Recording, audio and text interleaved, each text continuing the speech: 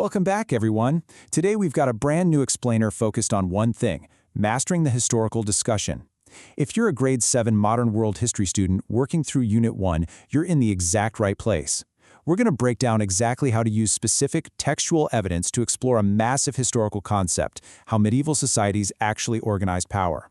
Because when you learn to anchor your arguments in solid text instead of just your own opinion, it's a real game changer. You stop acting like a student and start acting like a historian. So let's dive right into this training montage and get you prepped for that upcoming collaborative discussion. Here's our game plan for today. We'll quickly cover the discussion rules, look at organizing medieval power, compare Japan and Europe, model the evidence, run some practice drills to level up your argument, and then wrap up with a quick check for understanding. All right, part 1, the discussion rules. This is all about setting the stage for success. To really nail a collaborative discussion, you need a playbook. These 5 rules right here are basically the foundation of any great historical debate. First, come prepared. You gotta read the material. Second, listen carefully to what your classmates are actually saying. Third, speak one at a time so everyone gets heard. Fourth, build on others' ideas, meaning, connect your thoughts to theirs instead of just waiting for your turn to talk. And fifth, this is the absolute MVP for today. Support your claims with evidence, not personal opinion. So yep, we're officially retiring the phrase "I think" and swapping it out for hard proof straight from the sources. Moving right along to Section 2, Organizing Medieval Power, the Core Historical Question. So, this is it, the big one. How did medieval societies organize power? This is the essential question you'll be tackling in class. And listen, power in the Middle Ages wasn't just about who had the biggest sword. Actually, scratch that, swords helped, but it was really about how laws and societies were structured to keep order. To answer this effectively, you're going to need to use those new discussion rules and draw strictly on the texts you've studied. Which brings us to Section 3, Japan versus Europe, comparing historical developments.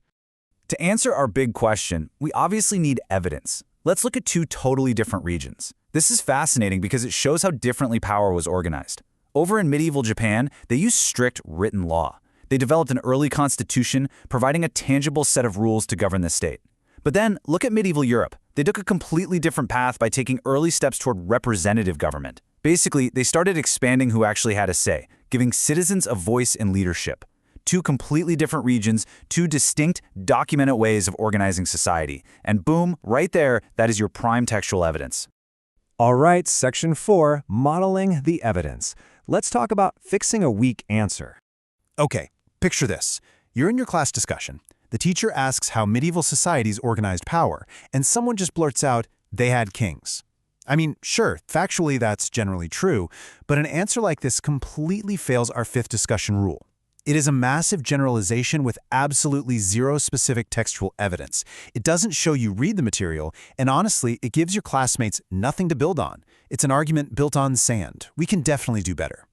Now, let's look at a model answer.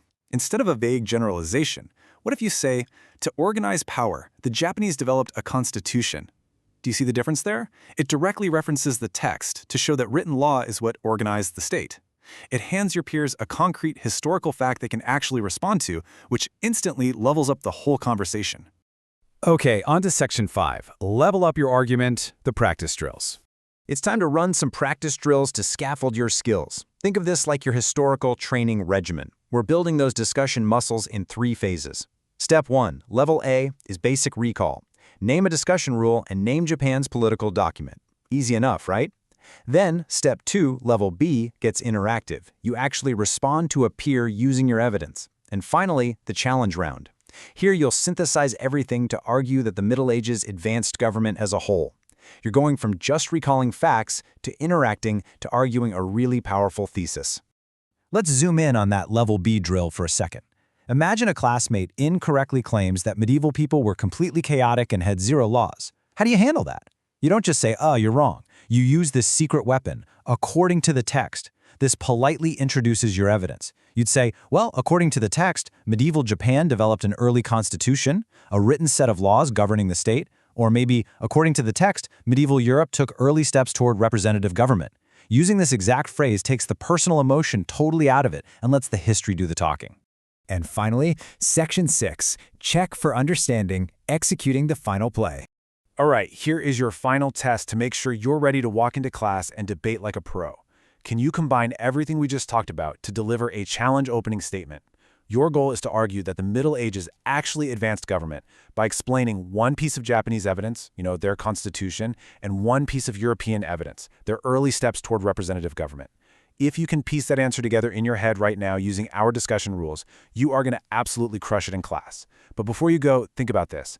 If a written constitution and representative government were revolutionary ways to organize power hundreds of years ago, how much do we still rely on those exact same tools today to keep our modern world from falling into chaos? Good luck with your discussion, and we'll see you in the next explainer.